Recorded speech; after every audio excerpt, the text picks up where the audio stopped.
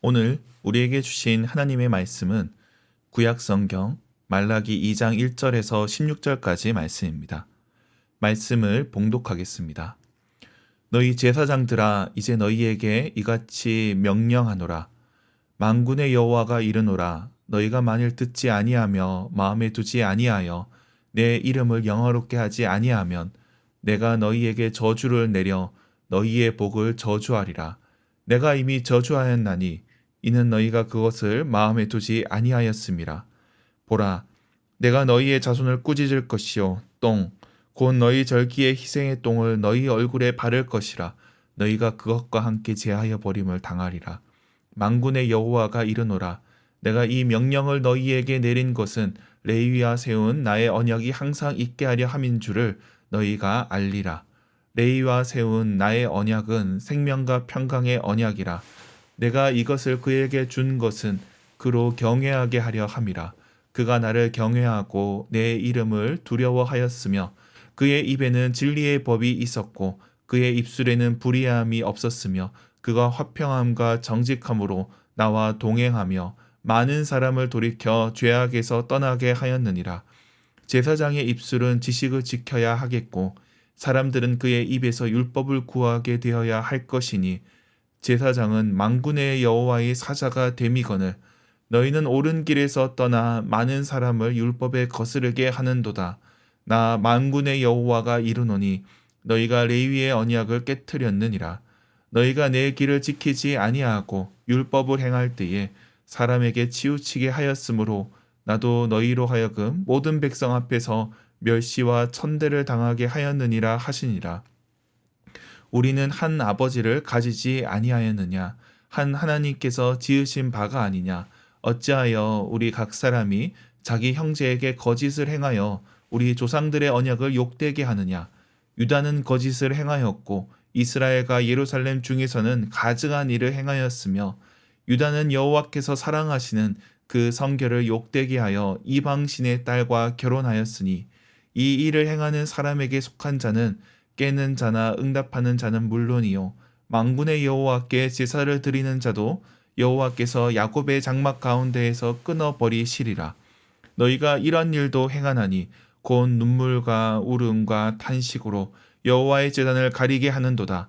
그러므로 여호와께서 다시는 너희의 봉헌물을 돌아보지도 아니하시며 그것을 너희 손에서 기꺼이 받지도 아니하시거늘 너희는 이르기를 어찌 됨이니까 하는도다. 이는 너와 네가 어려서 맞이한 아내 사이에서 여호와께서 증인이 되시기 때문이라. 그는 내 짝이요 너와 서약한 아내로되 네가 그에게 거짓을 행하였도다. 그에게는 영이 충만하였으나 오직 하나를 만들지 아니하셨느냐? 어찌하여 하나만 만드셨느냐? 이는 경건한 자손을 얻고자 하심이라. 그러므로 내 심령을 삼가 지켜 어려서 맞이한 아내에게 거짓을 행하지 말지니라.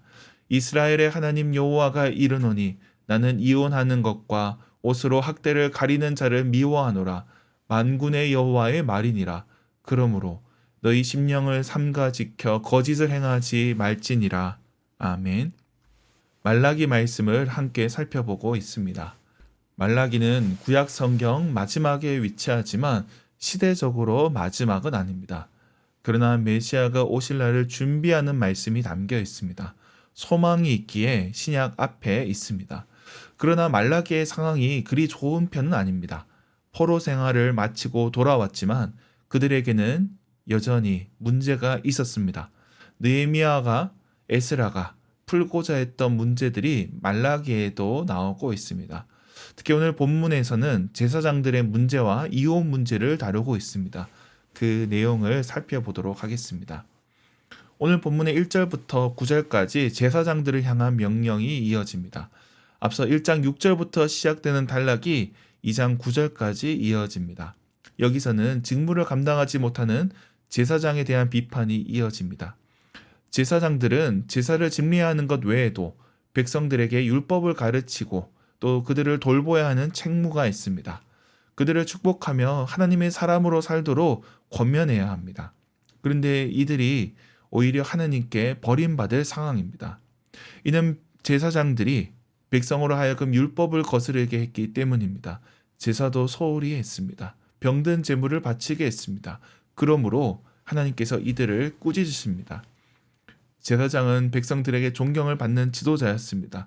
그러나 그들에게 멸시와 천대를 받게 하리라 말씀하십니다.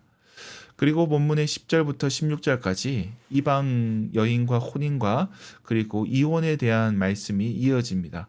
하나님께서는 이스라엘 백성을 거룩한 나라가 되게 하셨습니다. 이를 위해 구분되게 하셨습니다. 그런데 돌아온 자들 중에 그 땅의 유력한 자들, 이방인들과 결혼하는 자들과 생겨났습니다. 근데 이러한 결혼은 힘없는 사람들이 하는 것이 아니라 힘 있는 자들, 공동체의 지도자들, 제사장들 중에서도 유력한 자들이 이런 일들을 벌였습니다. 말라기는 이를 형제에게 거짓을 행하는 것이고 가증스러운 일이라고 지적합니다. 공동체를 돌보아야 할 지도자들이 외부 유력자들과 결혼을 하는 것은 결국 공동체를 저버린 것입니다. 배신하는 것입니다.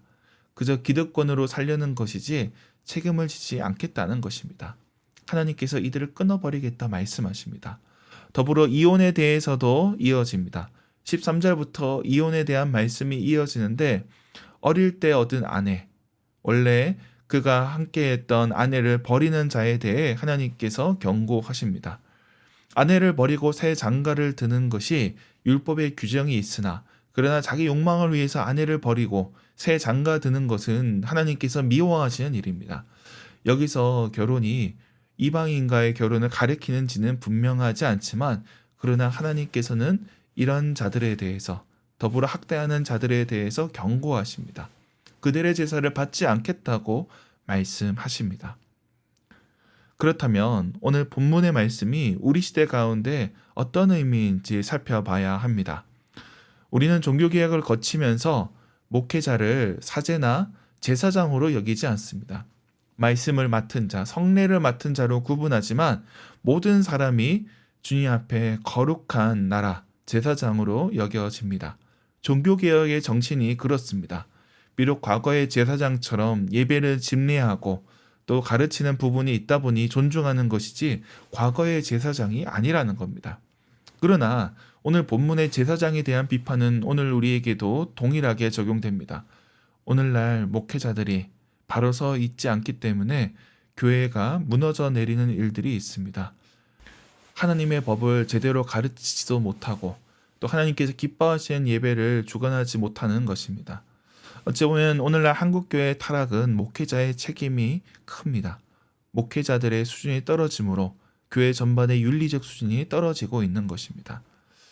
종교개혁이 일어난 것도 사제의 질이 떨어졌기 때문입니다. 라틴어 성경을 읽지 못하는 사제들, 말씀을 제대로 가르치지는 못하는 사제들로 인해서 성도들은 말씀에 갈급했습니다. 그러나 평신도가 성경을 읽으면 핍박하는 시대였습니다. 그래서 루터와 칼뱅은 종교개혁을 하면서 목회자 교육에 힘을 썼습니다. 건강한 교회를 세워가기 위해서는 좋은 목회자들을 세워가야 합니다.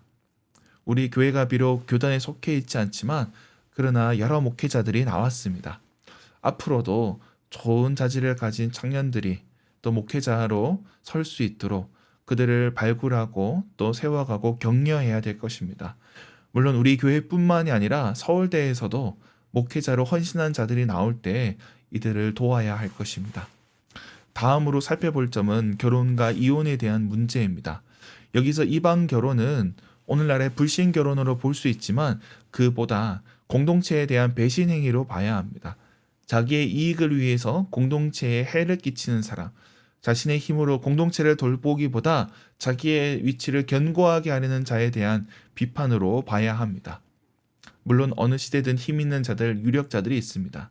그러나 이들이 공동체를 섬길 때 사회 지도층이 되지만 그러나 자기들끼리 누리려고 하면 기득권이 되어 버립니다.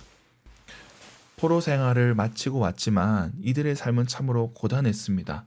그런데 자기만 편하자고 다른 민족과 결혼한 자는 배신자라 할 수 있습니다.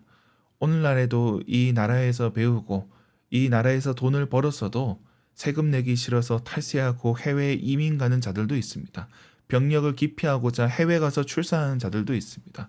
이런 자들이 바로 형제를 속인 자들이라 할 수 있습니다. 이 나라의 지도층이라 하지만 그러나 자기들끼리 짬짬이 하는 것을 보게 됩니다. 공동체의 언약을 깨트리는 자들이라 할 수 있습니다. 말씀을 맺겠습니다. 하나님께서는 말라기를 통해 제사장과 그 당대의 기득권의 죄를 물으십니다.